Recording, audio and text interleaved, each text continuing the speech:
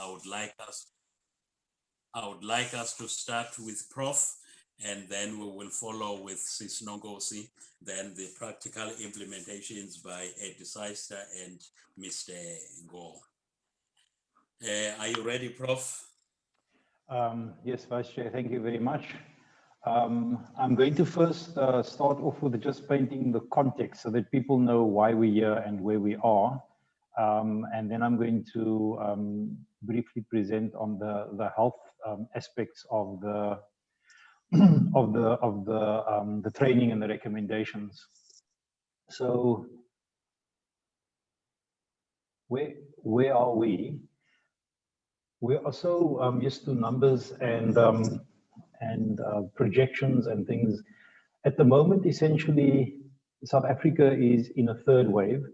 And the most important thing to note is that the Western Cape is lagging behind a little bit in terms of the rest of the country. And so, for example, in the very first wave, they called us the epicenter, and we led the COVID infection rates. In the second wave, as you were aware, it started in the Eastern Cape and followed by KZN. And the third wave started in Gauteng, and in fact, the Western Cape is 4 to 6 weeks behind. So everything that you see that says, you know, we're now ready to move into a lower level of lockdown and so forth is actually based on national, but we need to be careful in the Western Cape still. In the Western Cape, we fortunately see a slight decline. I'll show you some graphs about that. The predominant issue at the moment is something called the Delta variant. The Delta variant of the COVID-19 virus is more contagious and more transmissible than previous variants. And the biggest precaution we have to take is avoiding confined spaces, congestion in confined spaces. And for those of you who've been out and about, and particularly sadly been visiting hospitals or attending funerals, you have noticed that it's affecting groups like families spreading very rapidly. So as of today, this is the dashboard for the Western Cape today.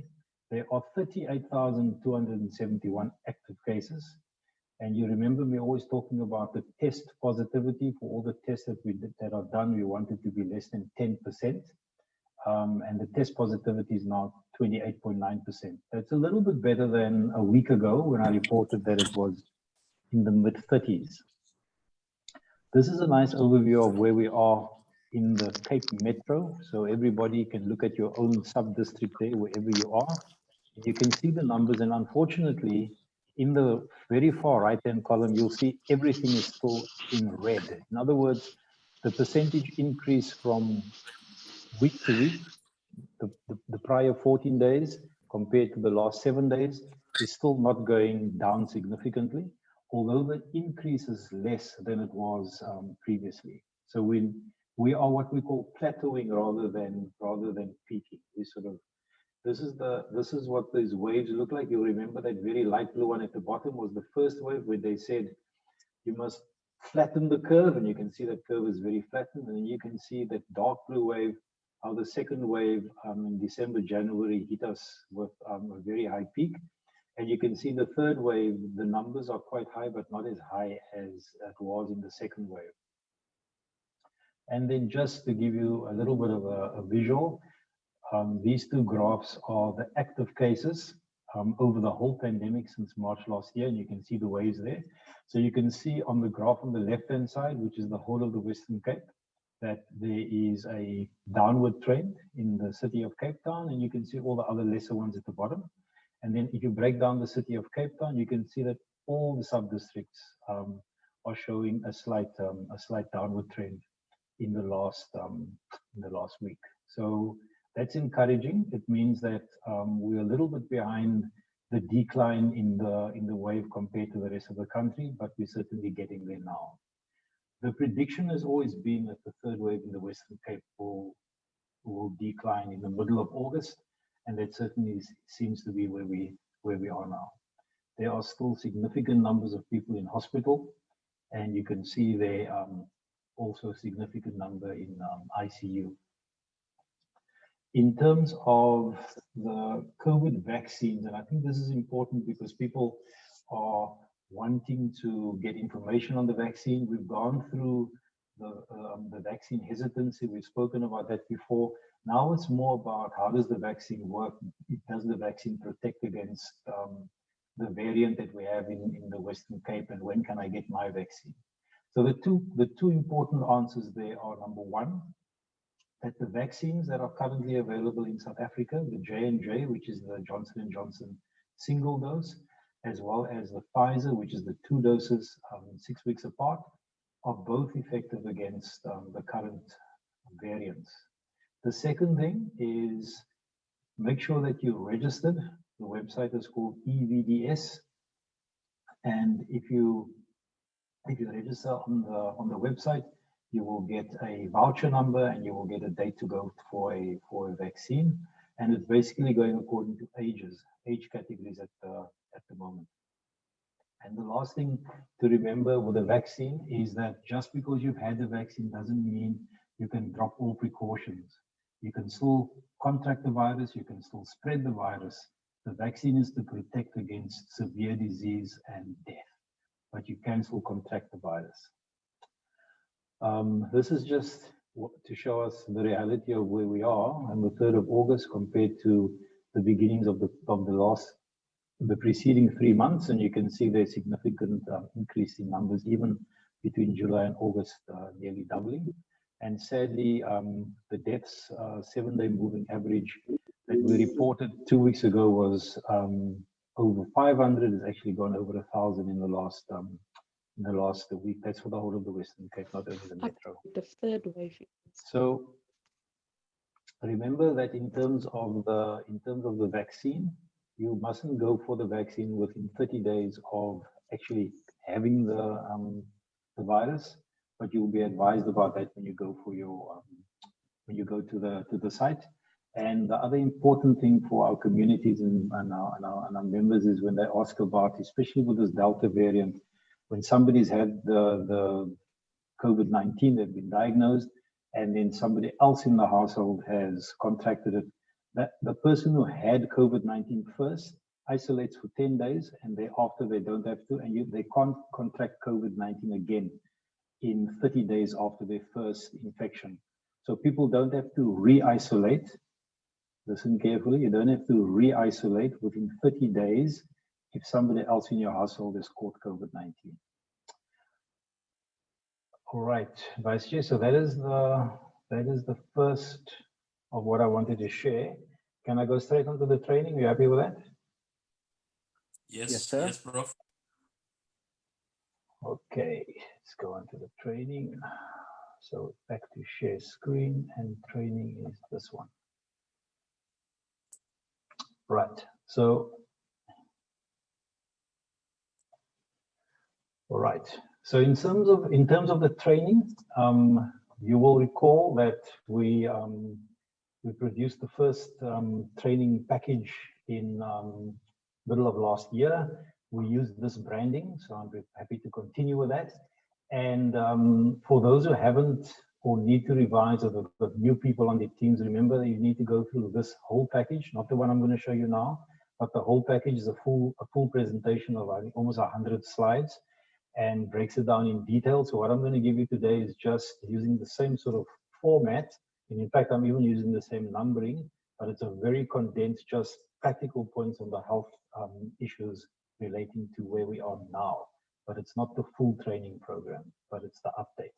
Okay, so I've already explained this, where we are. Essentially, the second last bullet, remember that the non-pharmaceutical measures remain important. Wear a mask, socially distance, wash and or sanitize hands, and ensure good ventilation. The objectives are to understand where we are in terms of COVID-19, to understand how we can protect ourselves and our buildings and our people, and to ensure that we have safe guidelines. And so let me fire away straight into the topics, and I'm only going to highlight a couple of them. So number one, singing. Now, the most important thing to understand about singing is that singing is not like normal talking, and that there is an expulsive force during singing, and the droplets are spread much further than with normal talking. In addition to that, it has become apparent that COVID-19, the coronavirus, is not only spread by droplets, but also by what we call aerosol. And the aerosol spread means that the virus actually stays in the air for quite a long time and can travel, hence the need for ventilation. So there is absolutely no doubt that singing increases the risk of viral transmission, and that is even more so with this current Delta variant. And the recommendation, therefore, is that we limit singing, and we've defined, and this is just a consensus opinion, that we've defined responsible singing to mean that people must still wear a face mask while singing, they must still be socially distant, they must remain stationary at their seats, and that the singing is restricted. Now, I am not going to define what's a hymn, what's a chorus, what's a prayer. That is not our role. The responsible aim of this recommendation is that no matter what you're singing and how you're singing and whether you're singing choruses or hymns, it doesn't matter. You must restrict the total amount of singing during a 1-hour service. And we recommend that all singing covers 10 minutes of a 1-hour service. What you sing is up to you. Don't sing more than 10 minutes in a 1-hour service. Choirs are super spreaders and must not be allowed to participate at the moment. In terms of musicians, string and percussion instruments, but not wind instruments. We're trying not to spread the virus by contact, so hymn books and song sheets are not permitted. And the most important thing is to remember where we are at the moment is we would like people to allow to be singing, but the Delta variant is very contagious. A reminder about masks. I'm not going to go through each bullet there, but a mask needs to cover the nose and the mouth and needs to be fitted snugly. Do not touch the outside of the mask. And if you're wearing a cloth mask, then at least once a week wash and dry the mask. Visors can be used in addition to masks, but not in place of masks. If you're going to wear a visor over the mask, the purpose there is to protect yourself. The mask protects others from the droplets that you spread. The visor protects you if you're in close proximity where people are maybe talking to you and so forth and you're feeling uncomfortable. A visor certainly can protect you there, but it does not replace a mask. As the waves have come and gone, the one thing that has remained constant is that people with comorbidities, most notably diabetes and obesity, people with underlying respiratory problems, particularly asthma and tuberculosis, and people over the age of 70, despite being vaccinated, are still at higher risk if they contract the virus. And we need to take that into account when we open the churches and we encourage people to participate. And we need to have alternatives, if possible, for people with vulnerabilities. In terms of screening, self-screening is recommended. People need to try and remember every time they're going to come to a church, like they would to work, like they would when they're going out, to say, am I feeling well, and do what we call self-screening. Health workers, for example, have to self-screen on an app and submit that before they can actually enter a health facility.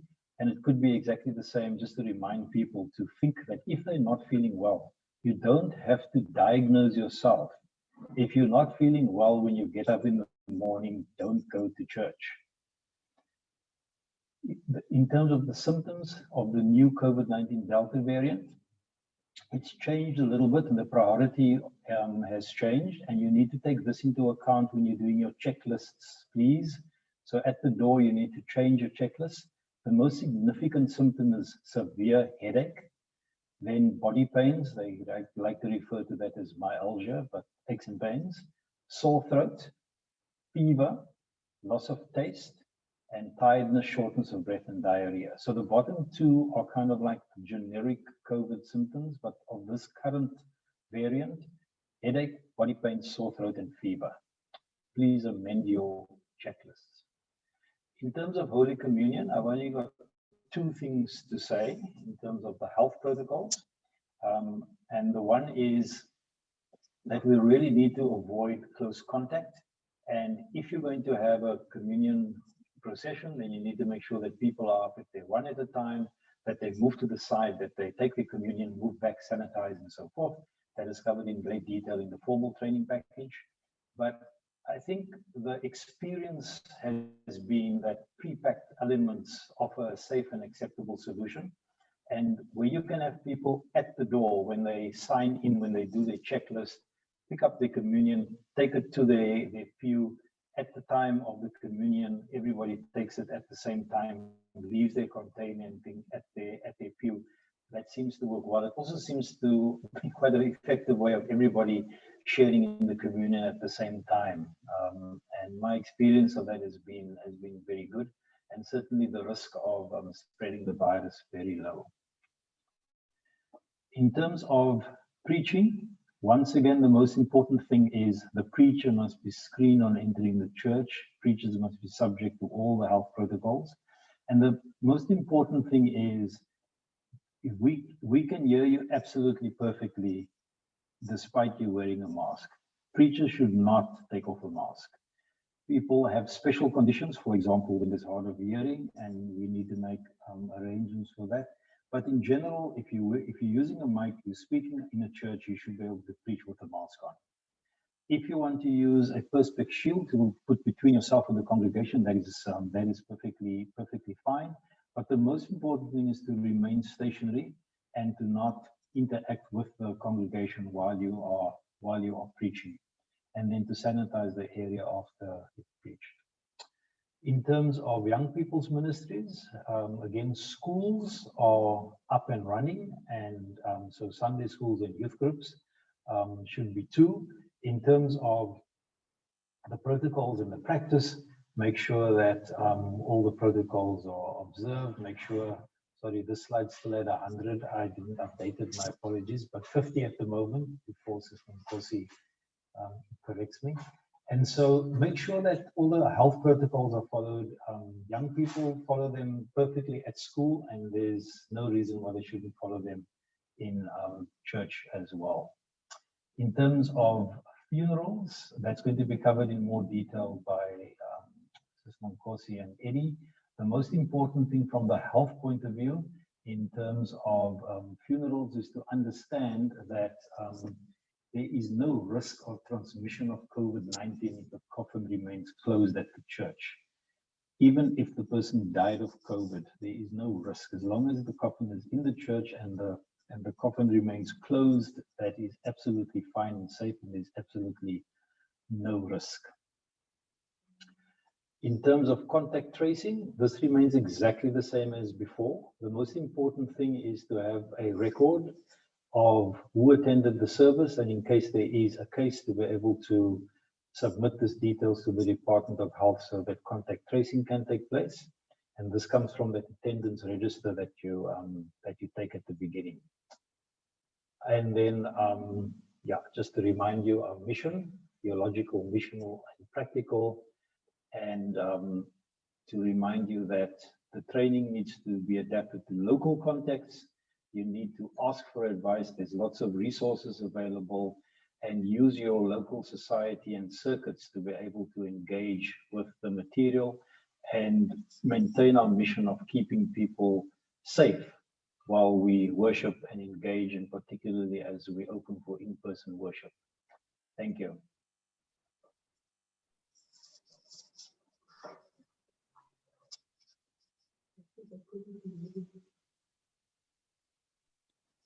Thank you so much, Prof. Thank you so much. People can begin. Actually, people have begun to write down their questions, and Ralph is attending to those questions. We are answering to some of them already, and he is going to consolidate them. Then we will get back to those questions at a later stage. So keep your questions coming if you do have questions. Thanks, Prof, for that presentation. Now I'm going to suggest that we move to the next presentation, which will be coming from Synod Kosi, who will be giving us the interpretation of the regulations, what these regulations say to us as the church. I'm hoping that Synod Kosi is ready.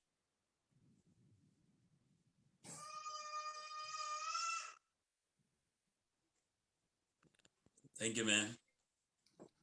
Good evening, Chair, and good evening to the Bishop and the meeting. I am hoping that you can hear me, Chair.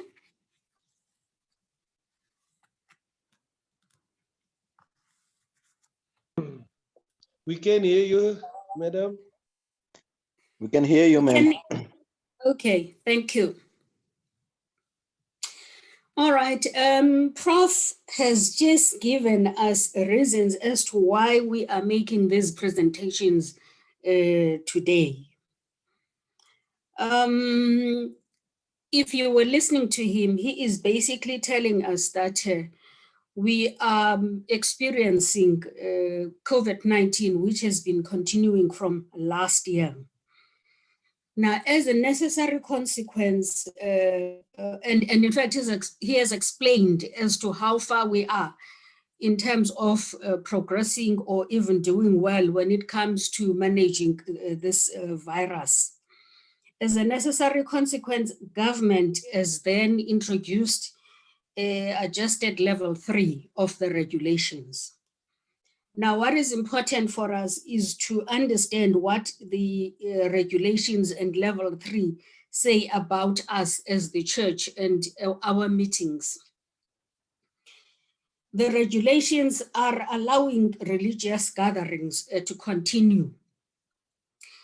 In terms of the regulations, the number of attendees is limited to a maximum of 50 people, or 50% indoors, that is of the seating capacity, or 100 if the gathering is conducted outdoors, and 50% of that seating capacity that is outdoors. Whether we are in or outdoors, we are still expected to observe that 1.5 meter social distancing at all times. If 50% seating capacity does not allow for this 1.5 meters social distancing, then you are expected to have the number of the people attending to be less than 50% of the capacity of your venue. All health protocols have got to be observed at all times, whether you are in or outside. Level 3 also requires that a certificate of occupancy must be developed for each venue, and such a certificate must be indicating as to how many people a given venue accommodates at a time. And such certificate must be displayed at all times at a spot where it can be seen by anyone without going through any trouble. All services under level 3, meetings, etc., must complete their business by 21 hours, precisely because of the curfew, so that those who are traveling would be able to observe curfew. The convener, according to the regulations of the religious gathering, which in our case would have to be the minister, it would have to be a minister, whether it is bishop at synod level, presiding bishop at connectional level, the superintendent at the circuit level, or the resident minister at the society level, are all legally responsible for compliance with these regulations. Non-compliance constitutes an offense by the minister convening such a meeting. And such a minister may be fined and imprisoned too, or imprisoned to 6 months if he or she is found to be guilty of non-compliance. If the attendees of such a meeting, seeing that the meeting is oversubscribed, that is, it exceeds the number of people that are allowed to be there, they also continue, to attend that meeting irrespective, they themselves, they would be committing an offense.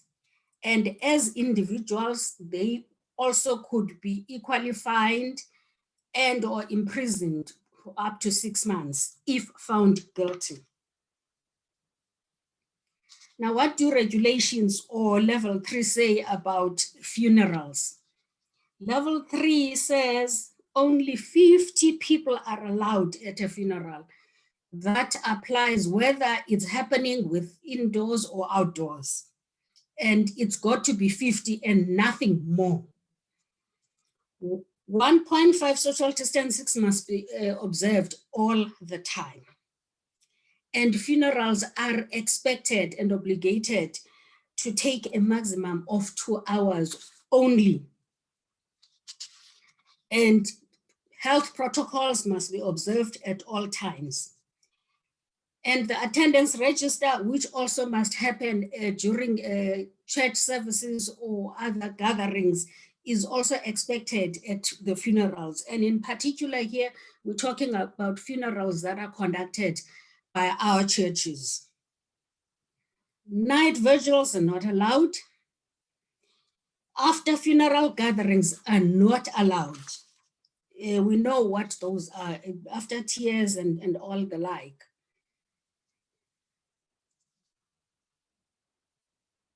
Also, level 3 regulations are also functioning under the guidance of the POPI Act.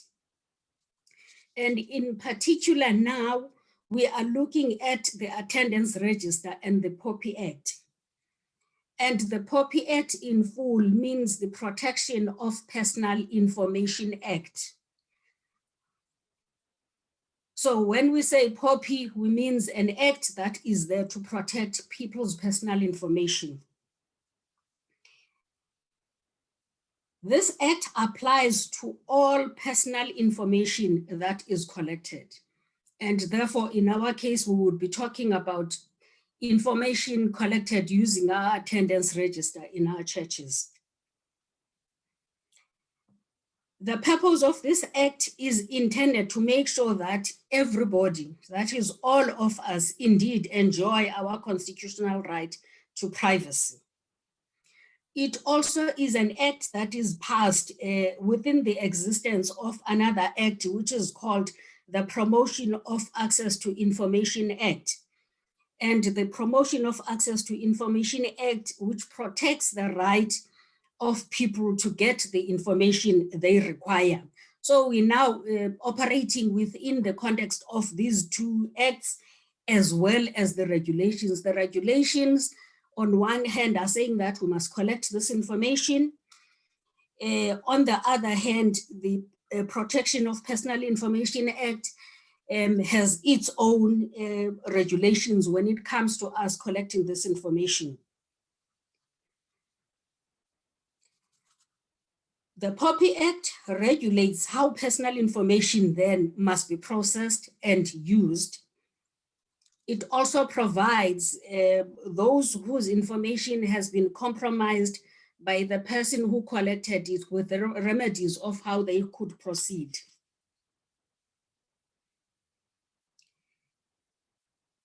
POPI Act and COVID-19 regulations. Now we're looking at personally the Act and what the regulations are saying. COVID-19 regulations require us to collect personal information, as I had indicated, using the attendance register. And we're using this information for purposes of contact tracing in case there's a need for that. And we're doing that because we are in fact allowed to do so by the PAIA Act. Now, the challenge that we might find ourselves in when we collect this information, it's where people refuse to give us this information. It hasn't happened so far, but we are just thinking that now that there's POPI Act, people might just say, look, I have a right in terms of the POPI Act not to give you my personal information because it is personal and it's private to me. Now, POPI Act then tells us as to how we should be dealing with situations of that nature. POPI Act says specifically, you can collect personal information of people for a specific, lawful, and explicitly defined purpose. So you can't just collect it. It's got to be collected because there's a specific purpose. It is a lawful purpose and it is explicitly defined. The Act also requires that that information must be collected in a lawful manner. Now, the question is, what does specific, lawful, explicitly defined purpose mean in our case as the church? So that means the information that we are collecting, because the regulations in fact, specifically level 3 and others, by the way, that say we must collect that information. So that is the lawful purpose why we are collecting the information. Now, the regulations are also saying that is, the Act is saying that it must be processed and collected in a lawful manner. And what does a lawful manner mean for us? Lawful manner means information that is collected directly from the owner. And the owner in this case, and in terms of the law, is in fact called a data subject. And because I wanted to make it easy for all of us, I thought I must say owner, because you would know that you would be collecting the information from the person himself, who is called a data subject in terms of the law. The person from which this information is collected must be made aware that the information is going to be collected before the person starts signing the attendance register. So as they come to your church and you have your people ready with the attendance register, so those people must explain to people that we are now collecting this information and we are collecting it because of the COVID-19 regulations. And this is the kind of information that we require from you. And it also must be explained as to why that information is collected, meaning that it must be explained that it is collected for purposes of contact tracing. If the church might find itself, or whatever society or gathering might find itself in a situation where it's got to be contacting people, if there was some kind of a scare that one of the church members had contracted the virus. We continue with the collection of lawful information, and it is lawful if it is adequate, it is relevant, and it is not excessive. I think this is very important to note, because the adequacy and the relevant and the excessiveness of information depends on why we are collecting this information. So when we collect information from people, it's got to be information that's going to assist the church to do its contact tracing. And the person that we're collecting this information from must be made aware that it is collected because level 3 COVID-19 regulations require of us to collect this information. And also it is collected lawfully if in the end it's going to be used for the purpose which it was collected for, which is contact tracing and nothing else. It is collected lawfully if it is of quality, it is accurate, it is complete and not misleading. And I would like to draw the attention of especially those who deal with the attendance register at our churches, to the thermometers that we use. Sometimes those thermometers do not take the correct reading of the people's temperature. So that is very important. And therefore, if you do it and it gives you maybe a reading that says somebody is 32 degrees, you need to redo it again, so that at least to make sure that you are giving a correct information and that will not be misleading to people. Now, if this information that you are collecting is a child's information, because everybody's information has got to be collected, then such information must be collected with the consent of a parent or a competent person.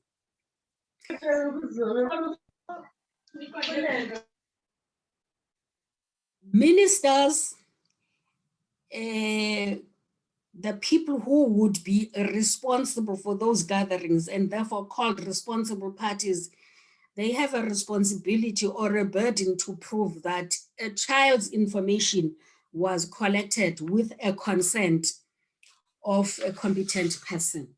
So you will see that the POPI Act is placing a lot of obligations upon the shoulders of our church ministers.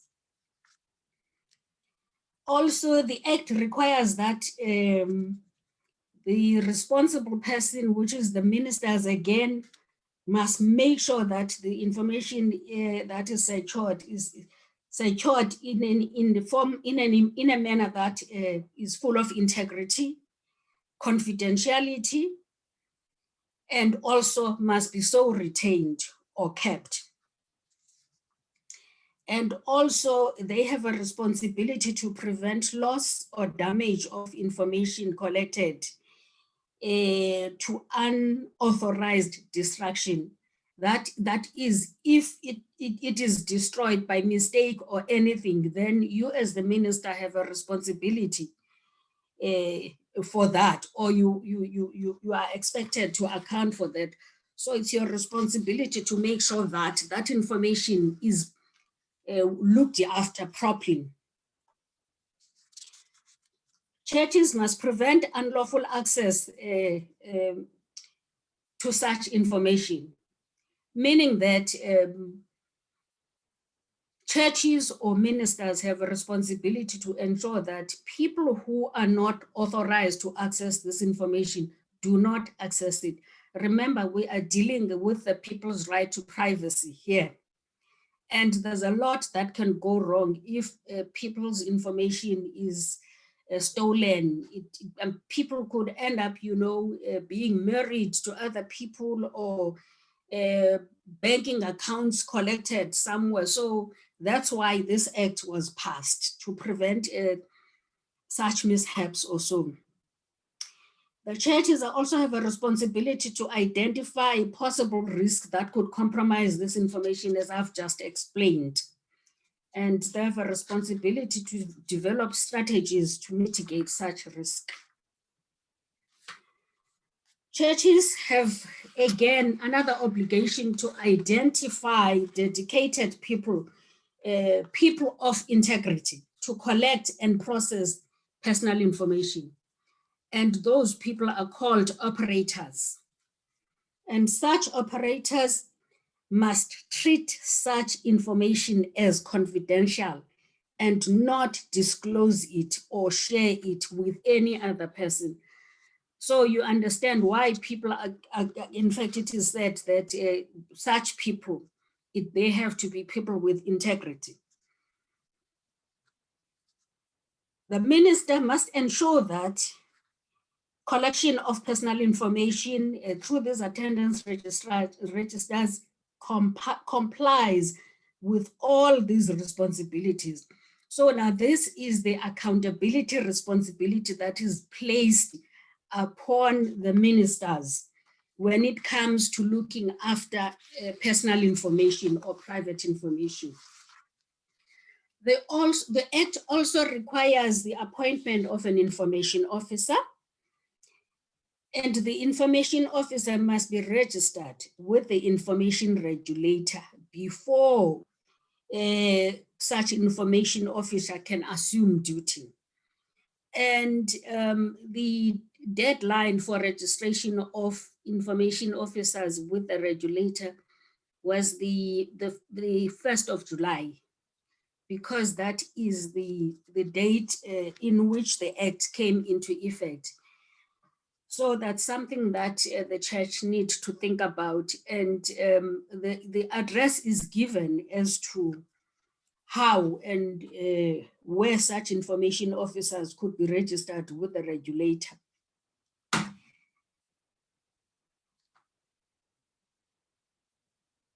The duties of the information officer, the information officer, basically everything that I have just presented is the duty of the information officer at the end of the day when it comes to looking after personal information. So they have a responsibility to ensure and encourage compliance. They also have a responsibility to deal with requests of access to information that are made to the church. And you remember when those requests are made, they would have to be made in terms of the law.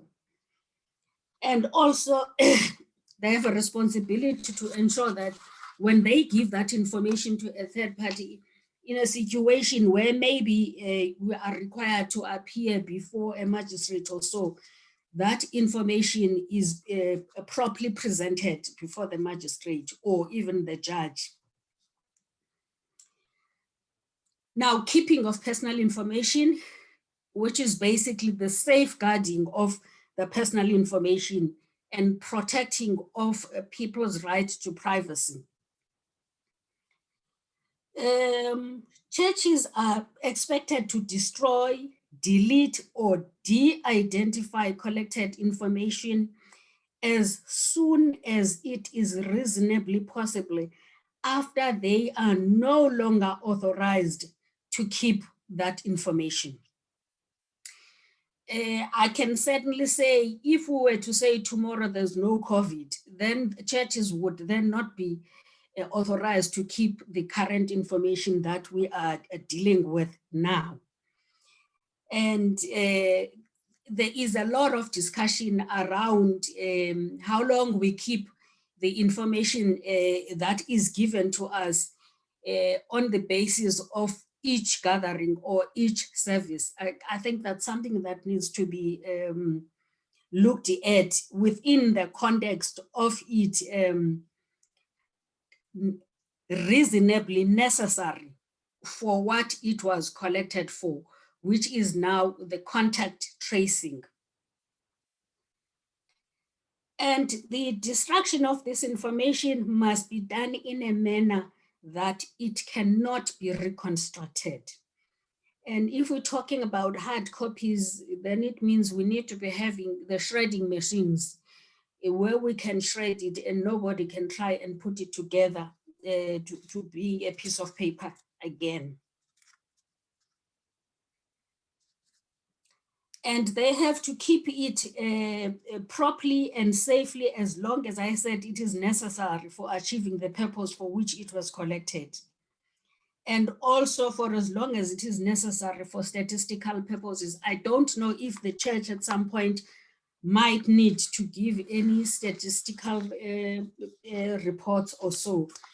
But I thought, let me just include that part for us to, think about it as the church. Thank you, Chair. Thanks, Sister Nongosi. Thank you so much, Sister Nongosi, for that presentation. Friends, we want to apologize. I have noted that there are people who are complaining about the sound. If there are people who are experiencing that, we are sorry, but I believe that a majority of us are not having a problem with the sound. I'm sure it's a technical thing, so we are sorry for that. Secondly, we are noting all the questions that are coming. We are writing them down. We will tackle them at a later stage. Thank you, Sis Nongosi. Let me now call upon Mr. Eddie and Mr. Ngo. I don't know how you have organized yourselves. My friend Jacob's going first, and we'll share the slides, but he'll go first. Thank you, sir. Wonderful. Thanks, Chair. Am I audible enough? Yes. There. Okay, excellent. Thanks. Good evening to you, Chair, the Bishop, the technical team, and all members who have connected. Our slides will be about the practical implementation. As we know that the Bishop has suggested an envisaged date of the 15th for the opening of our churches. Now, this is going to help us with our preparing for such opening.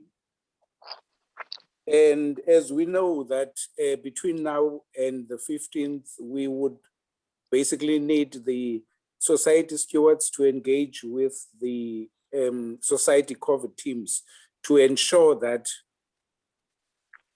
the members have gone through all this training, taking into consideration that there's new members that have been recruited. And these members would also need to be people with integrity with regard to keeping all the information. Now, with regards to being prepared, being ill-prepared to open for in-person worship could have a devastating effect on the health of the members, as well as long closure and the cost for sanitization. It is by far less expensive and less onerous to prepare than to suffer a setback. So the key two words are caution and preparedness. The requirements for in-person worship, as was mentioned, there's new questions that we would need to ask. So we need an updated questionnaire which asks the following. Do you have a fever or do you suffer from cold shivers? Are you coughing? Are you experiencing unusual headaches? Are you experiencing myalgia, which is muscle pain? Do you have a temperature? Do you have a sore throat?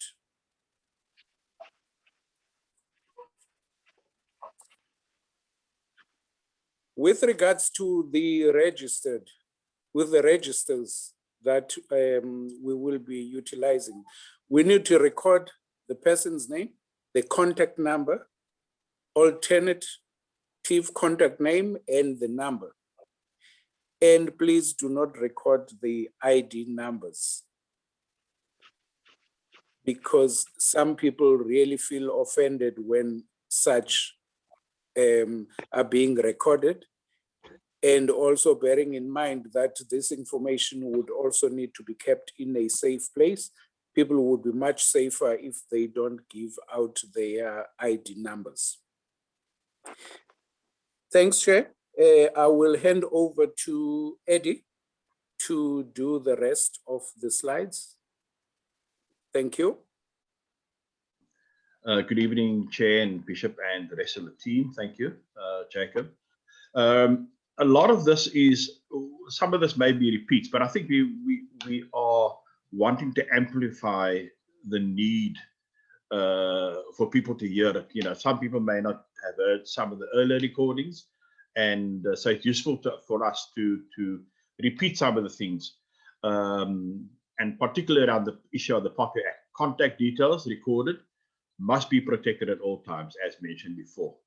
Recorded information such as mobile numbers or any contact details may not be shared with anyone that is not authorized to have that information. Records should be shredded after about a month, as it is only required for contact tracing. All records that have been there before the previous lockdown and the previous lockdown before that when we were open, those records can all be destroyed now. All records should be kept safe, preferably in the minister's office, because he is the responsible officer. Could we go to the next slide?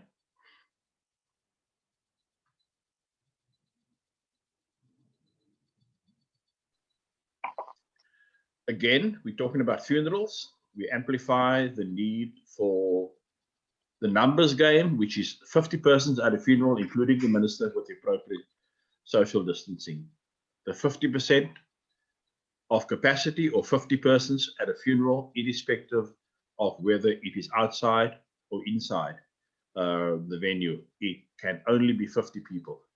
Ministers, local preachers, leaders are discouraged from holding or attending any funeral service at the home of the deceased, where there is no control over the numbers who may pop up at the home or stand outside, which is regarded as a gathering. If the minister is at the house of the deceased, the minister would automatically be declared the responsible officer and will be charged accordingly. It's a criminal offense to be a gathering of more than 50 people at a funeral. The minister or preacher will be charged, as presented earlier, a fine or a prison sentence or both. A funeral service must be concluded within 2 hours with good ventilation at all times. Singing must be limited to a minimum. There is a greater chance of spreading during singing, even with a mask on. Can we go to the next slide?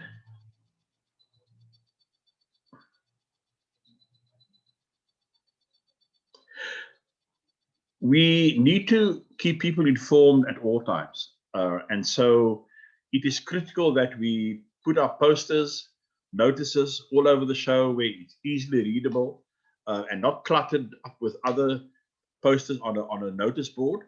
But people need to know that when they enter the building or any part of the building, they are required to wear a mask that covers the mouth and the nose. A face shield without a mask is not allowed. A face shield with a mask is fine. All persons must social distance at all times, at least 1.5 meters or more. All persons must sanitize. And here we're saying the church must provide, if you want people to sanitize, not all people come with a bag or have the convenience of carrying sanitizer with them. So we ask the church to provide the sanitization for the people. The compliance certificate, in terms of the seating capacity for all spaces, including the church, the hall, the offices, the vestry, the toilets, the kitchen, all need to have a notice which indicates the number of people that it may occupy. Please, it is critically important. And I would ask perhaps if Reverend Ralph, at the end of the presentation, would pop up the capacity, seating capacity notice, which the bishop sent out much earlier last week, I think. Any and all permitted gatherings under lockdown level 3 must be concluded by 9 p.m. or 2100 hours. Is there another slide, Rev? I can't remember now. There's another slide. Yes, I think there is another slide. General provisions. Again, singing must be limited as it's a virus spreader, even with a mask. Choirs are prohibited. Wind instruments are prohibited. And where possible, no sharing of microphones. In the case of a shared microphone or lectern, the area must be sanitized after every speaker. We ask people to be a vaccination ambassador without imposing any personal opinions onto people who think differently. Keep people informed of funeral processes at all times. Funerals are about numbers, 50 people. I ask ministers, clergy, lay people, please speak about your processes that you follow at your particular society for funerals. There's no point in speaking to the family when there's been a death. People are emotional, people don't think straight, and people insist on having as many people as they want to. And I say that with due respect to all of the people. So please keep people informed about how the church will follow a funeral process. That is the certificate of compliance that would be posted up on each door, the front door of your church, the door of the hall, the door of the kitchen, the minister's office, the vestry. All of those places need to have that certificate up in an area or in the space that can be easily seen. It needs to be signed off by the minister with contact details of the minister or the COVID officer of that particular society. These things are critically important because if the law steps in, they need to know how many people should be inside a particular venue in terms of the regulations. Thank you, sir. Thank you, Mr. Chair. Thank you, Bishop, and members of those in attendance. Appreciate it. All right, thank you, Eddie. I don't know if Ralph, you have that template to share that Eddie had asked earlier. Yes, I just shared that. People saw that now. Just reminded that that was also sent to all ministers. So that template is in circulation. Correct, yes, sir. That's right. All ministers have a copy of it. Thank you. Thank you, Mr. Ngo, and thank you, Eddie, for your presentation. And I think it's time now that we attend to the questions that have been asked. I have them, some of them, almost all of them before me. Prof, I think let me start with you. The question that comes to you, Prof, is somebody says there's talks of the fourth wave. And then this person is asking if you can share your insights on that, whether these are just speculations and rumors, if there are any talks of the third wave, if you can make comment on that. The second question for you, Prof, what's the current view on temperature screening, taking into consideration that previously the Department of Health had advised against the temperature screening? What's the view now on temperature screening? That is the second question. And a third question and a last one for you, Prof.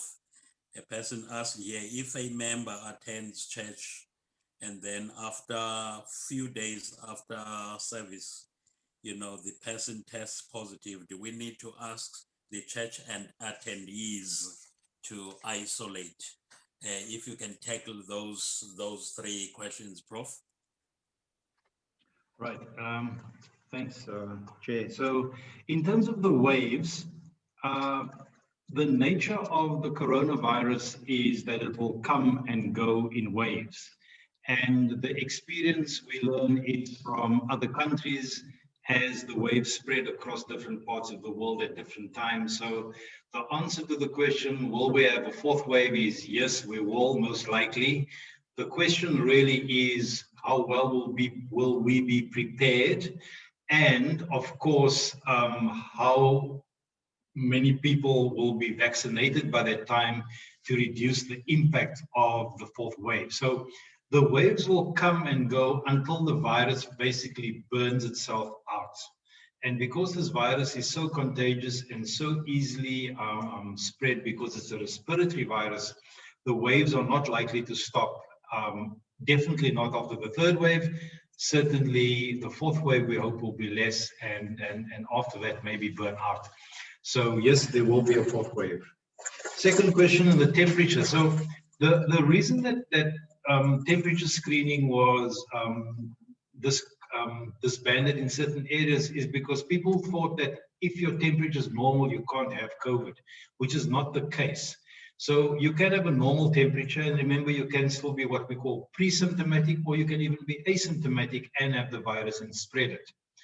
We recommend that in this current wave, because it coincides with winter and because the symptoms of the Delta variant are different, and that fever is a very, very prominent symptom, we do see the patients who are being sick and hospitalized have high temperatures, and we therefore recommend, if it is possible in your church, to include temperature checking, but it's not compulsory. But if you're going to do it at any stage, it would be now. And then the question about, what is the third question? Sorry, just remind me what was remind me what's the third question? A person comes to church then. Oh, the 48 hours. Yeah. Yeah. Sorry about that. Remember the whenever you have a contact, you do what we call risk stratification. Risk stratification means that the person who is considering needing to quarantine themselves, or if you want to use the term isolate, because they've had a contact, they need to have had what we call a significant contact. A significant contact is defined for occupational or for social exposure as the following: a contact of less than 1.5 meters, less than 1.5 meters for 15 minutes with both people not wearing a mask. So the answer to that question is that should never happen in a church. If we're going to keep our churches safe, then somebody who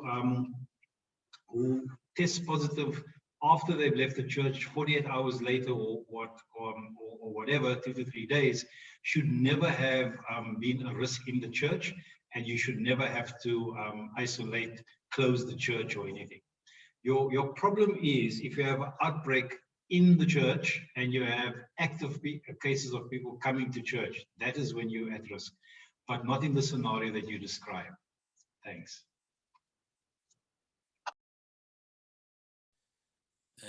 Thank you, Prof, for tackling those questions. Let me now take the following questions. I think Mr. Eddie, Mr. Ngo, and Sis Nongosi, I think some of these questions, they do overlap between, regulations and practical implementations, and so you will share them. I think there was a question: where will for how long must we keep the attendance register? That question has been answered. It was asked when Sis Nongosi was doing the presentation, and I think Mr. Ngo and Eddie Sister answered that question. There's a question that the next question is: are churches going to be issued with a secure lock-away boxes in relation to the POPI Act? Where will the collected information be stored? I think that has been answered, that in a safe space. That question has been answered. There's a question in relation to the baptismal and marriage registers. What will happen to baptismal and marriage registers? And another following question: does the 2 hours of funeral include that? Does it cover what happens at home, church, and at the gravesite, or the 2 hours is specifically speaking to the church service? Does it cover everything about the funeral, or it only speaks to the service that happens in the church?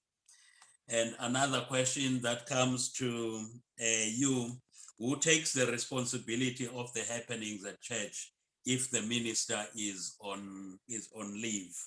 Maybe to connect that, there's also a question that asks: why is it ministers who must take responsibility of the collected information and not stewards? Maybe let's tackle those questions first before I move to the next ones.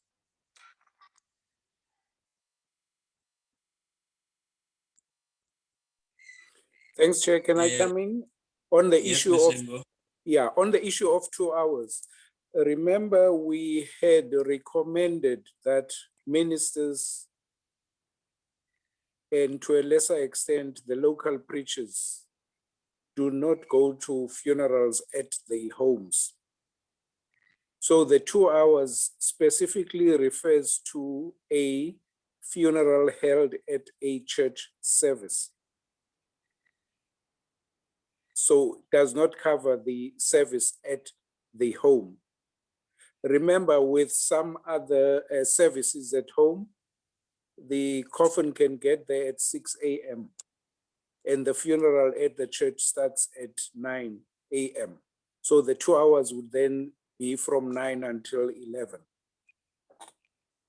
Thank you. Thank you, Mr. Ngo.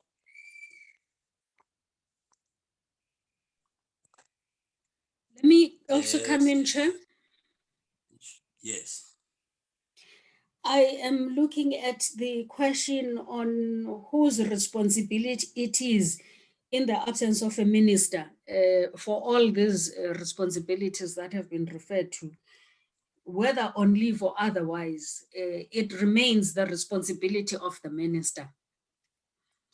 Hence the minister, when a minister is appointing or even ensuring the election of the leadership that he serves with, he's got to make sure that he is dealing with people of integrity. We are emphasizing here integrity all the time. So the within the church, the stewards are responsible to the minister as the people who are assisting the minister, as well as the leadership of the whole society. Over and above that, the superintendents have their own circuit stewards working together with them and therefore responsible at that level. And the stewards are responsible to the superintendent. The superintendent, who in turn would have to be responsible to the bishop. And then the bishop in turn is responsible to presiding bishop. Now, in terms of the law, you as the minister, in terms of the law now, when we are talking about the COVID regulations as well as the POPI Act, you in your own,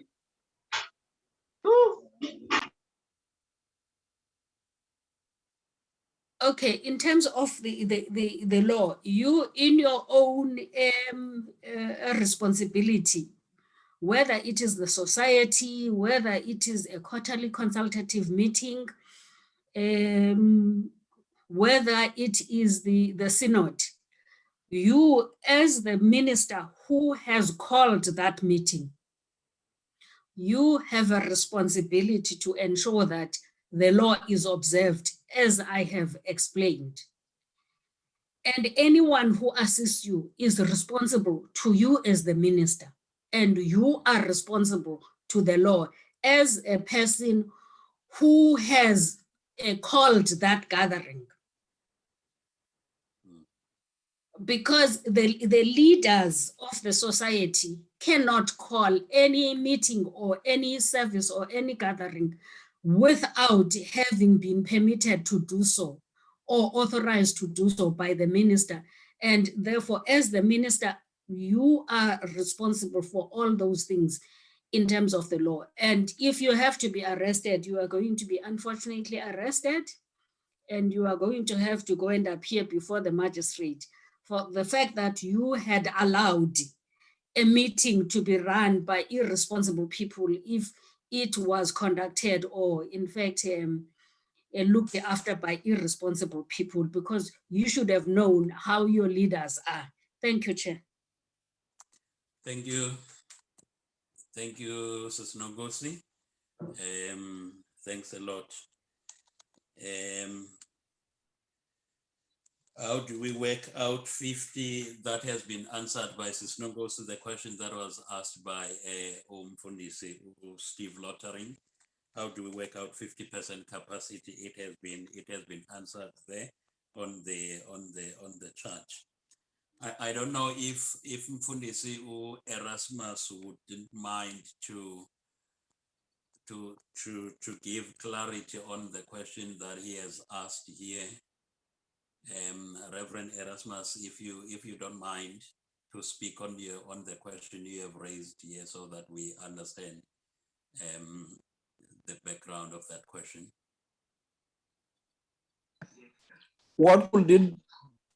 What question, sir?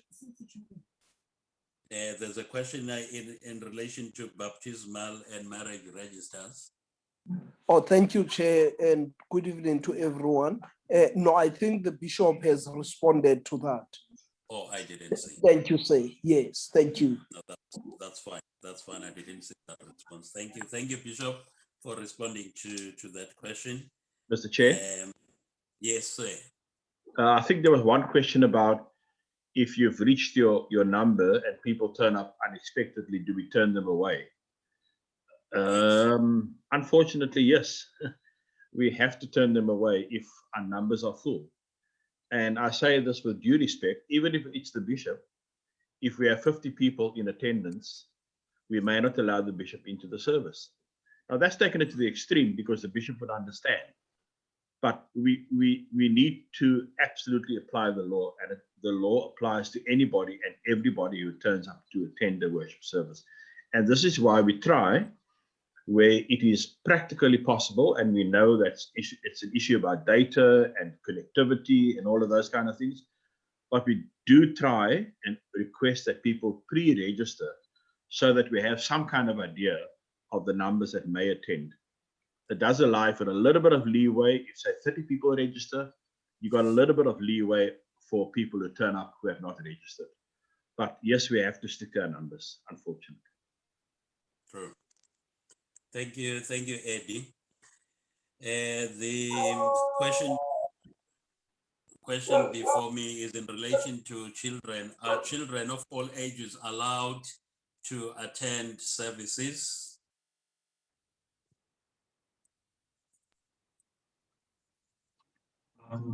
Thank you, Chair. There were three sort of health-related questions. If you don't mind me quickly tackling them. The one related to children, and the question about spreading the virus amongst children. Now, I think the big issue with the Delta variant is how easily transmissible it is. And the analogy is with, in fact, another childhood illness, chickenpox. So the Delta variant of the coronavirus is as contagious as chickenpox. And you all know how alarming it is at schools when a child has chickenpox and then everybody gets a notice, everybody goes off to the doctor, everybody gets, you know what I mean? It is that contagious. Now, the problem with coronavirus is that there is no rash, there is no itching, there is no bumps all over you. You just have the virus and you spread it. So children still react very well to COVID-19, but they spread it much, much faster than they did the previous variant. So one does need to take precautions, and certainly if there's any symptom in any of the children, you mustn't allow them in your Sunday school or in your church or so forth.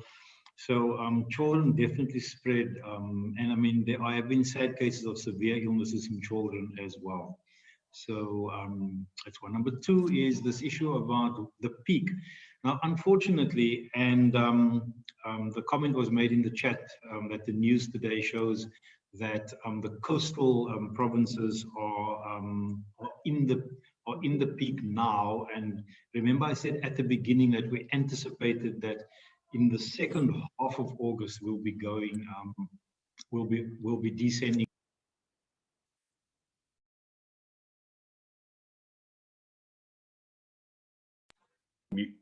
Ralph, why did you mute me? Am I talking too much?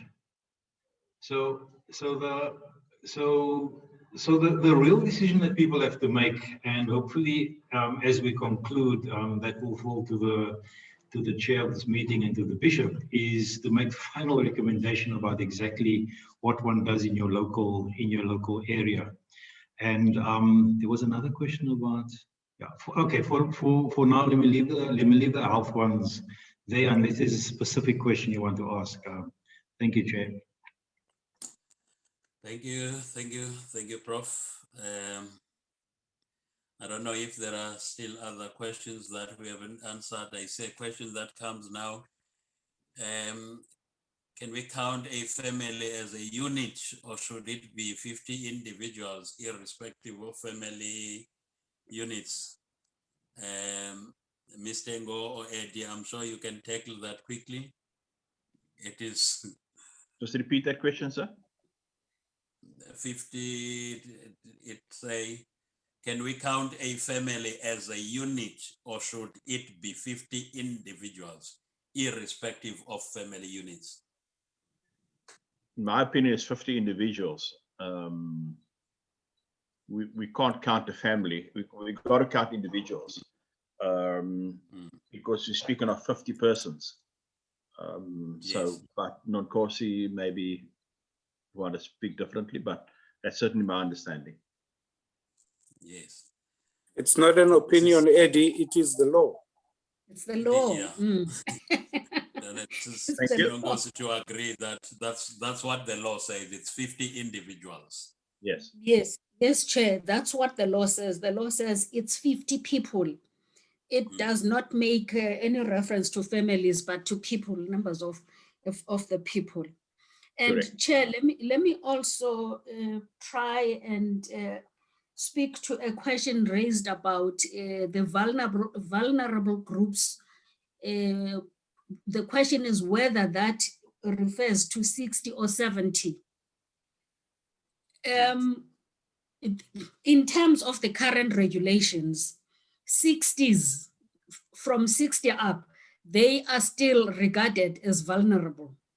So that's basically the position when it comes to the regulations. There is also a question by Brian Fisher. I don't think I understand that question from Brian. I think he says, what is needed to be complained? I'm not quite sure. If Brian is hearing me, could he please explain that question to me? What is needed to be? I just think I just be compliant. Yeah, it's being compliant. So you were asking that if the form can be, if you should explain in a bullet form what it means to be compliant. Yes. Basically, what I wanted to know is, so I must go give feedback to my society and just tell them in a bullet form. I know we're getting it, but if they off the bat, they should ask me now after this tomorrow morning, what do we need to be compliant? So how can I say that? I want uniformity. So when I go to other society, it must be the same as my society, not that they add on something else. And then I think, did I do something wrong now? Or what? Chair, I think he is referring to a checklist, which I Yes. think is something that is prepared by Eddie and Sengo. Okay, He's referring to a standardized checklist for our district. Thank you. Of which all those bullet forms are there in that Correct. presentation. Yeah. And the presentations can be sent out to anyone who wants it, so it's available. I just want to go back, and I don't think we are active yet, but we spoke about children earlier on. And in the very early days of COVID, we spoke about Sunday school. And one of the things that we said was that if Sunday school runs concurrent with church, it should start and end when church starts and finishes. We don't want a cross-pollination of children coming because Sunday school finished 10 minutes before church finished, and those children and adults coming across the church. Now, of course, we're dealing with numbers as well. But besides that, because of what Prof has said just a few minutes ago about the transmission of the virus, if Sunday schools are going, please keep the Sunday school children separate until they meet with their parents on the outside of the church. Don't allow them to come into the church. Thank you. I think we have.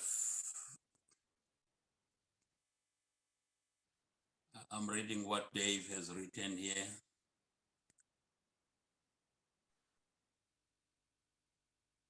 Sorry, Chair, there's a hand from Batu Tola. All right, we can take the hand. Good evening, everyone.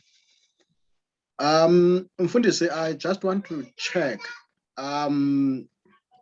regarding the funerals, the 2 hours. The presenter said the minister and the local preachers, they must not go to the house of the deceased, if I'm correct. That's one. And then what is the practicality in this term? Because in our belief is that there is no family they can conduct they can receive their own or conduct their own funeral service at home. That's one.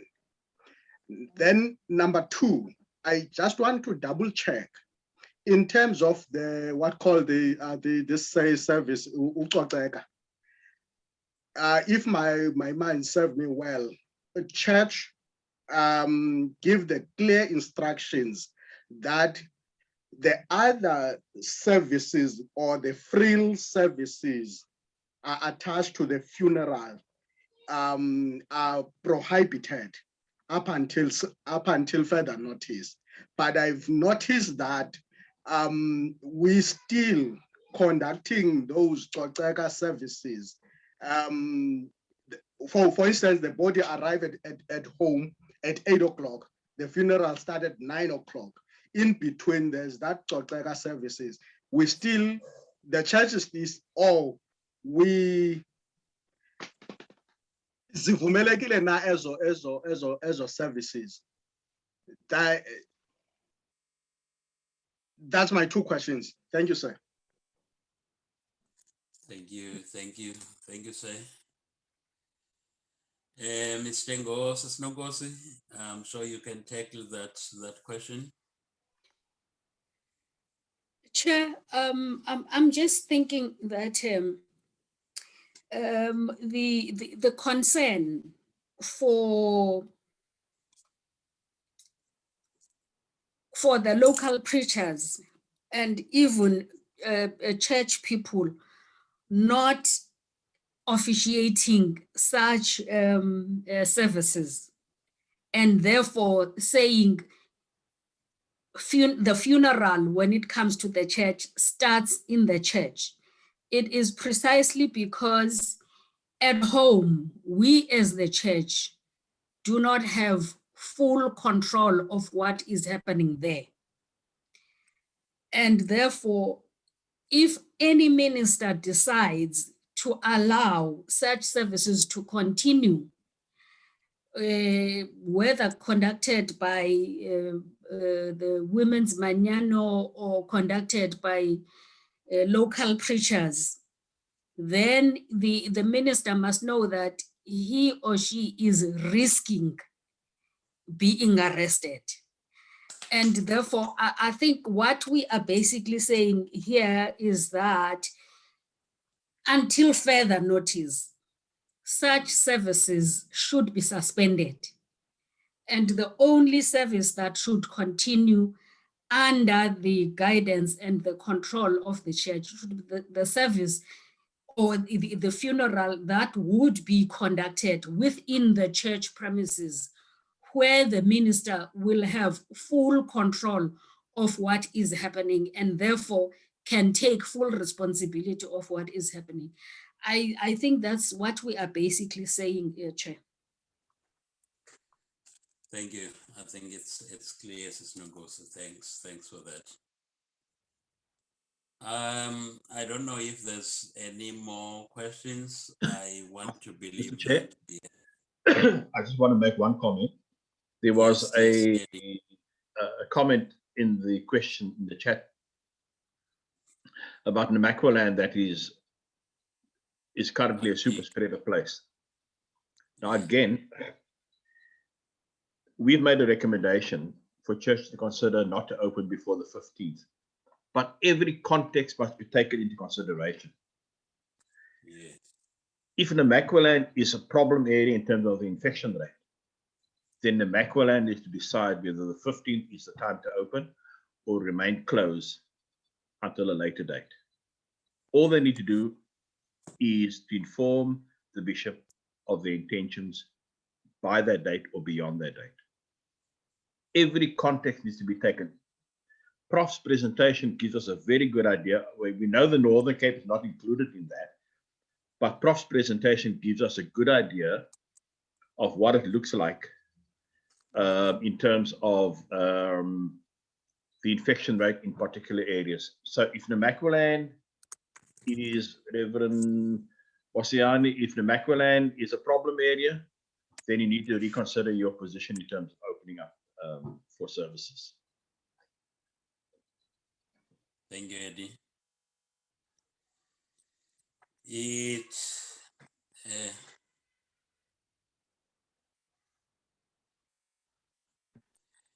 My hand was Okay, up. I see the comment here by the bishop. It is to say, actually, yeah, this committee, this COVID advisory committee is advising actually that it's advisable to have all the funerals in the church than in people's homes, because it is much safer in the church, because you've got control when the funeral is at the church than when it is at home, because it is difficult to control the people, you know, sitting in the dining room or sitting room or in the kitchen at home.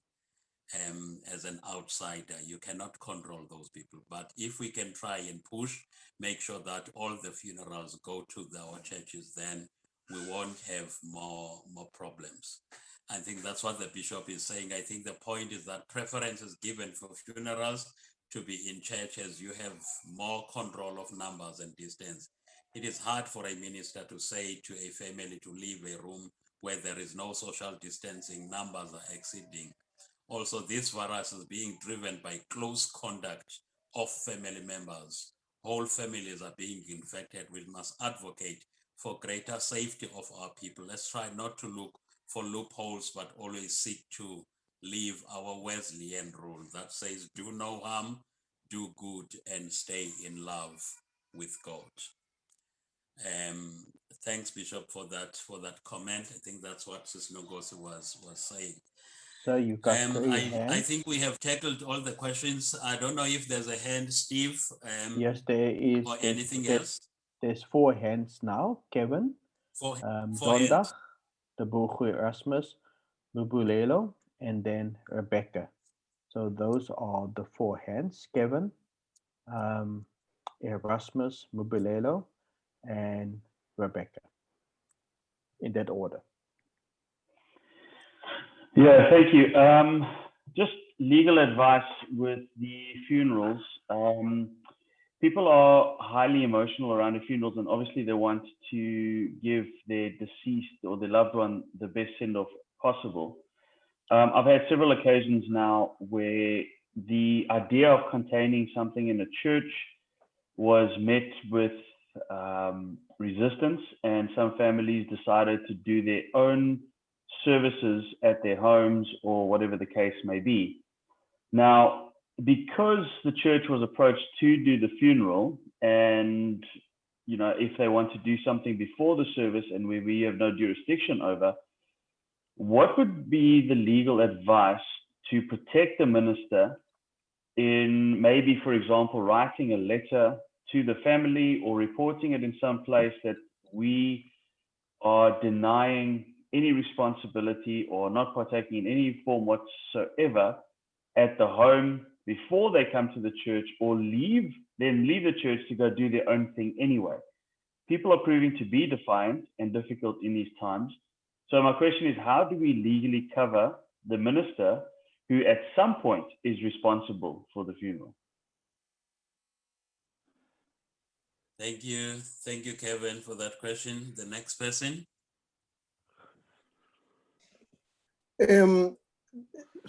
Chair, I wish, Vice Chair, I wish the Synod heads of organizations can also assist us, assist circuits, in the sense that they may send out a notice to that effect, because we have got a problem, for instance, with Women's Mañana. When there is a bereavement, people are telling you that we want to have a memorial service. And as a minister, you are not going to be there. The vice president or the local chairperson, chair lady of the local Women's Mañana will be responsible for that, only to find that it's more than 100 people that are there. So I am pleading, I don't want this to be only coming from the bishop's office, but if also Madodana, your women's Manyano, your women's auxiliary, and all other departments can hear this from their synod presidents, I'm sure it could help, because it ends up, you have a stigma. He doesn't want us to go and visit the home of Mama Sorenso, and it becomes problematic. It's just my comment. Thank you, sir. Thank you, Mfundisi Erasmus, for that comment. Let's move to the next person. Ribulelo. Oh, no, thank you very much, Saints, and good evening to everyone. Look, thank you very much for first let me be grateful of such an informative session. It's a very informative session.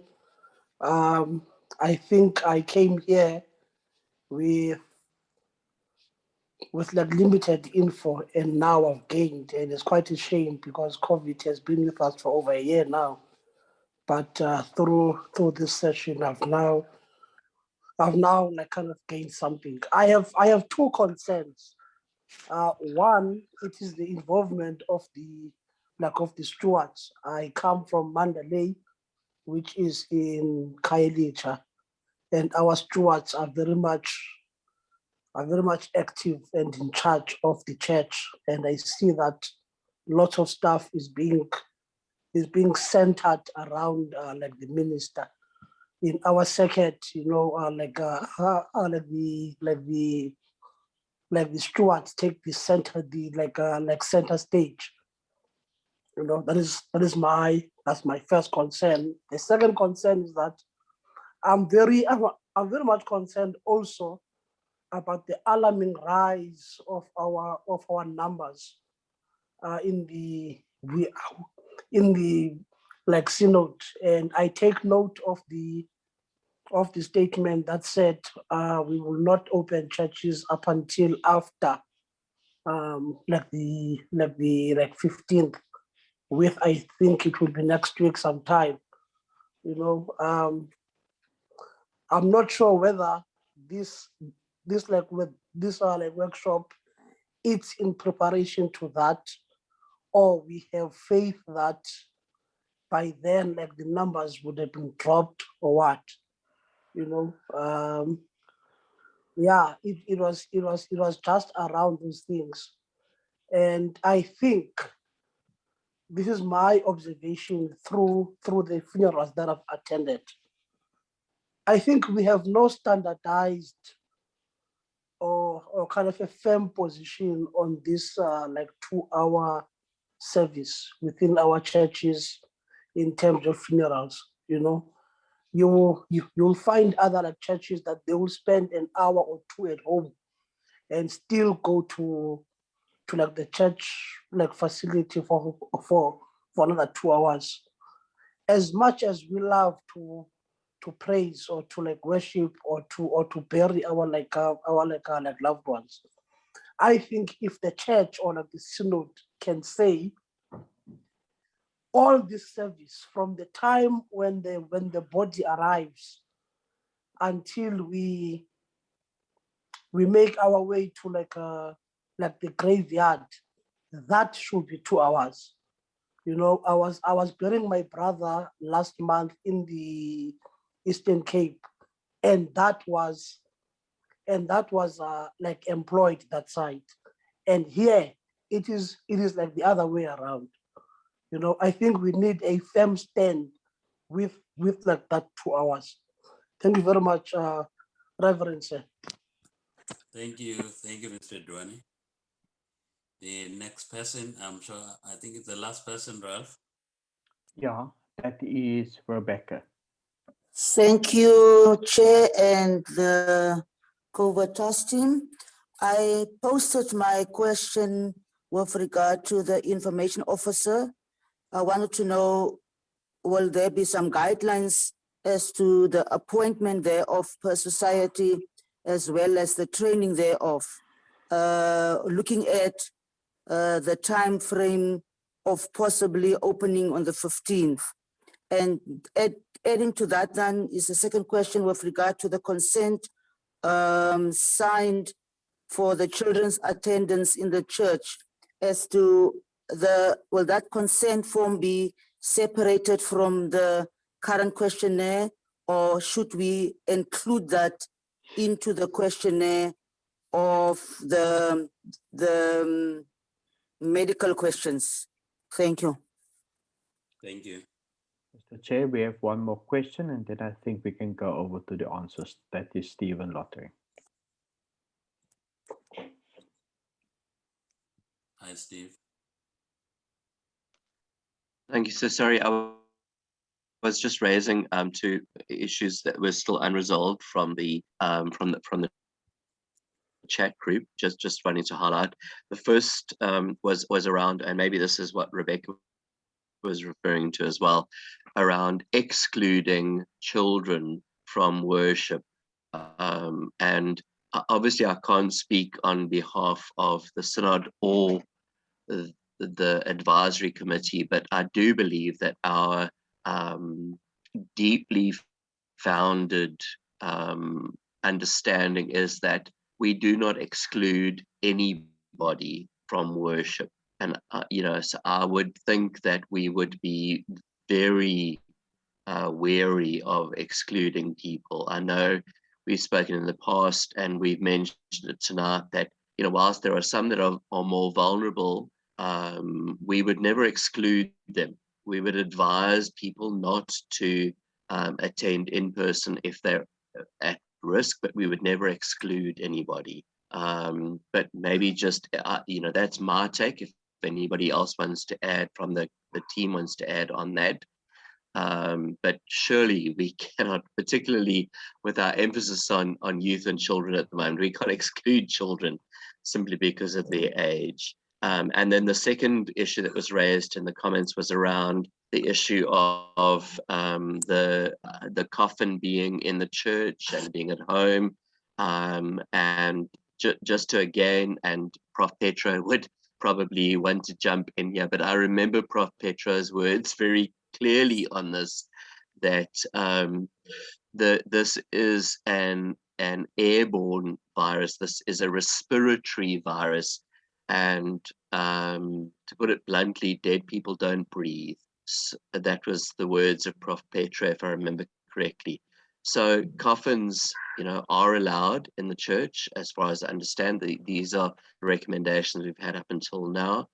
And even the viewing, just so long as the coffin is not touched, that is safe. But again, I'm just speaking from what I've gleaned up until now, but the team maybe wants to just comment on those two issues. Thank you, sir. Thank you, Steve, for attending to those two concerns, and thank you for the answers that you have given. And I am definitely that you have given the right answers. And of course, if the team wants to add on that, that's still okay. But your answers are correct.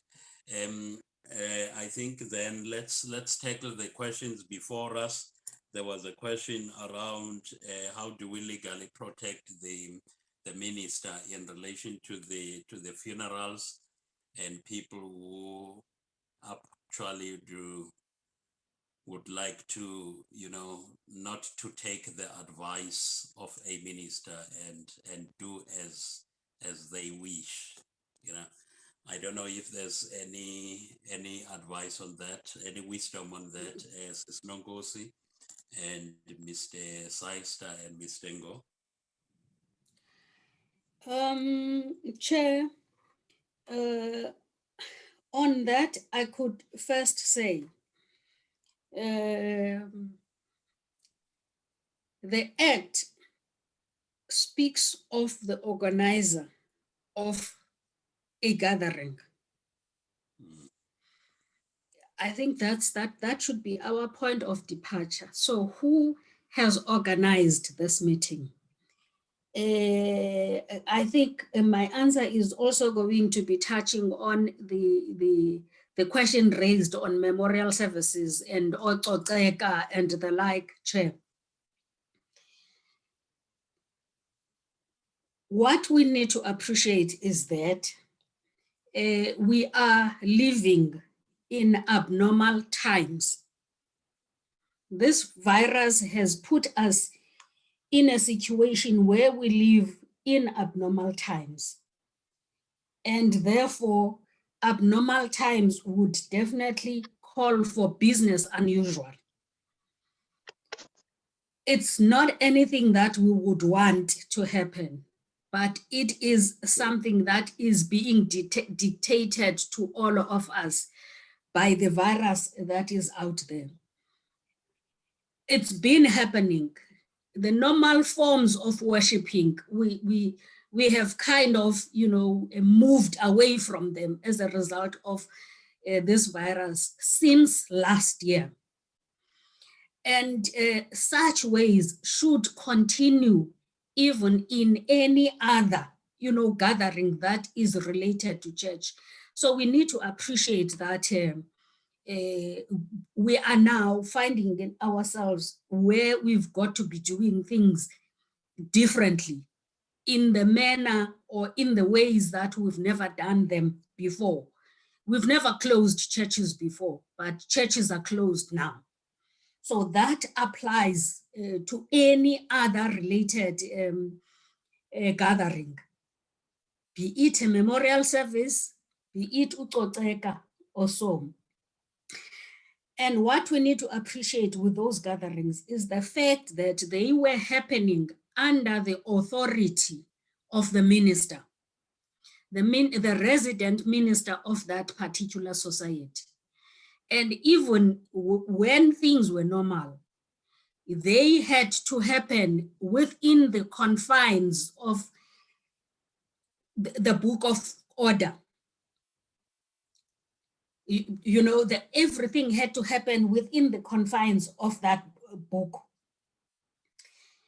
And people would have to be reminded that we still have that. If the church says things have changed, having been imposed upon the church by the law, government, and government that finds itself having to impose this law because of their responsibility and their quest to protect people's lives, then we've got to start appreciating that, all of us.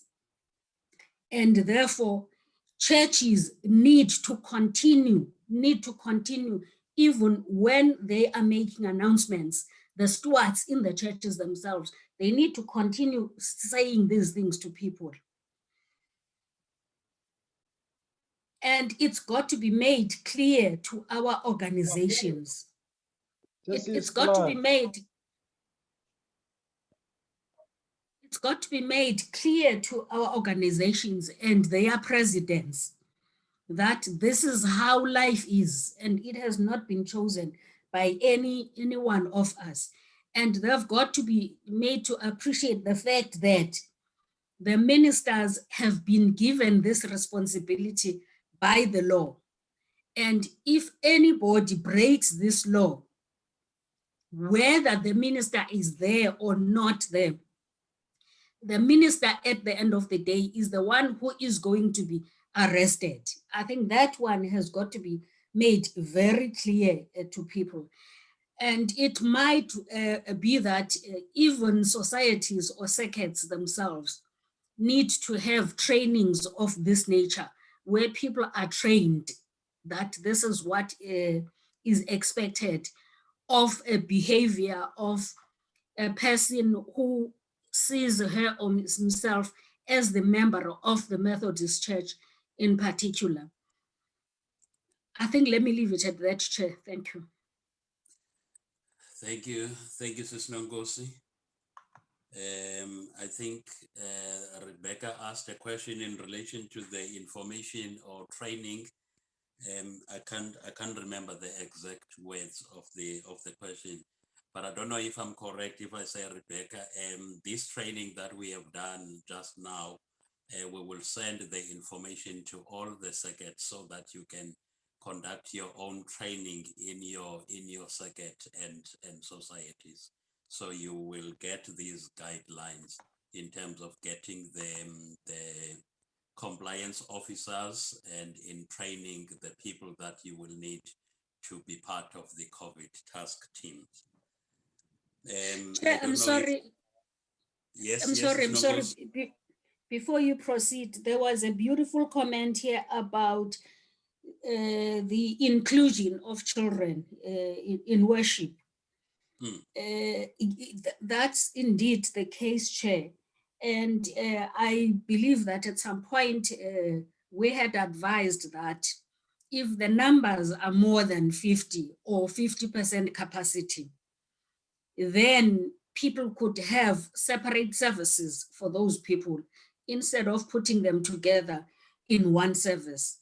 And by so doing, I do believe that the inclusivity could definitely be ensured. Thank you. Okay. In that regard, Mr. Chair, if I may just say something, with regard to children, I want to always use the analogy of airlines, which are not flying at the moment. But if a person takes up a seat, that seat is paid for. Now, if the child is old enough to sit on his or her own, that child is part of the 50 people that attend. If it's a toddler that's sitting on a mother's lap, I think it would be a different case. Now, of course, you can advise here. But if a child is old enough to sit in a chair or in a pew on his or her own, that must be part of the 50 people.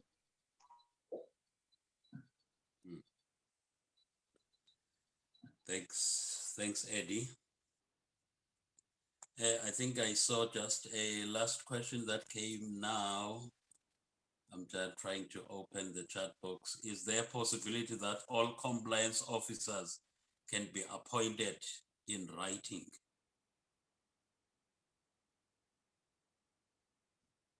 I see nothing wrong in that, providing those persons agree to it. And their responsibility is clearly spelled out. And their roles are clearly spelled out. It's not as though we're employing somebody. It is a voluntary position that they participating in. But the appointment letter, I think, in my opinion, is merely clarity on their roles and responsibilities. Thank you. Otherwise, the other two, Mr. Duane raised an issue of the society stewards, which I think Mrs. Nongo's spoke about it earlier to say, look, the society stewards or the stewards work under ministers. So what is important there is hand in hand working. So the working together and knowing that there's accountability is important in this issue. We know that in some societies and circuits, stewards take the center stage. We know that, and what is important is that is the working together between the stewards and the ministers. That's what we emphasize. I think Reverend Erasmus was making a comment as well to say the leaders of the organizations must also come on board in terms of helping the ministers and helping the societies and circuits. Thanks for that. And looking at the time now that it's 9 o'clock, I want to invite the bishop. Yes, people from the same household may sit together. It is true. Household, that's the key word there. Household may sit together. And that's true. So you have one more hand. I don't know if Mr. Kevin Zondag have a question, follow-up on question. But may I suggest if he's finished talking, that we suspend and all questions and over to the bishop. Yeah. Kevin Zondag. Thank you very much, Eddie. Just a point of clarity in case there is some confusion. I like your analogy of the airline picture.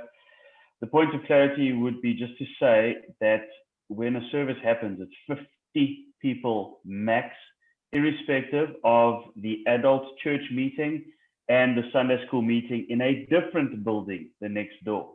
It's Correct. 50 max for that hour or two. That's my understanding. Yes. All right, thank you, friends. Thank you, Prof. Sisnonkosi, Eddie, Mistengo. Thank you so much for your presentation, and thank you, friends, for your contributions, your questions. We really appreciate that you have honored this day and contributed in this conversation and training. Bishop, I think what you had asked us to do, we have done. Wish to invite you now so that you can bring this meeting to close.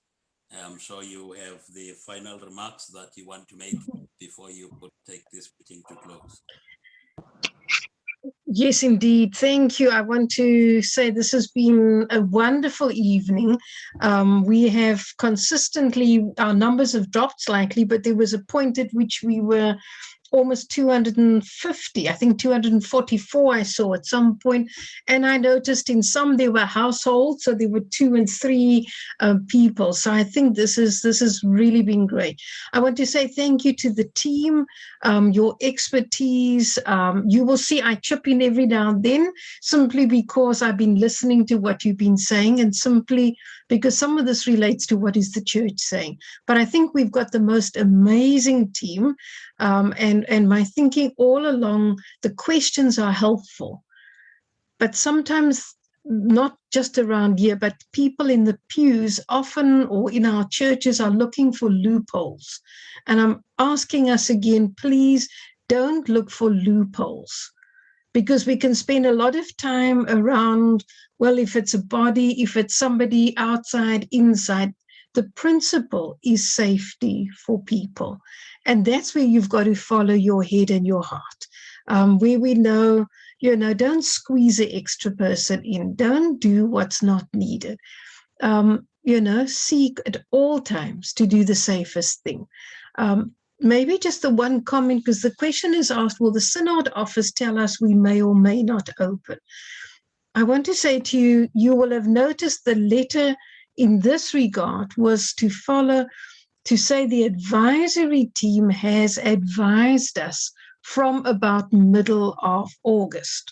And again, people are fixated on the 15th. It could be the 16th.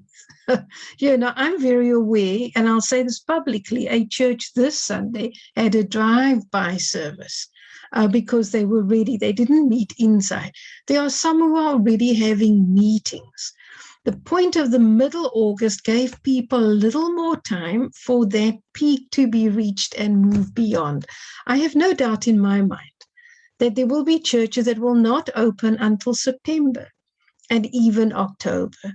You know your people, you know your area, you know your capacity, you know what is about. We will simply support you. And so I just want to remind us, nobody is forcing you to open. If you know you are not ready to, don't do that. At the same time, I want to say, don't unnecessarily not be with people, because we are not just talking about Sunday worship. We're talking about communion. We're talking about bringing people together to pray, opening your church to have feeding schemes. So don't get fixated, when can we worship together? But rather, how can we safely go about our call and ministry as a church?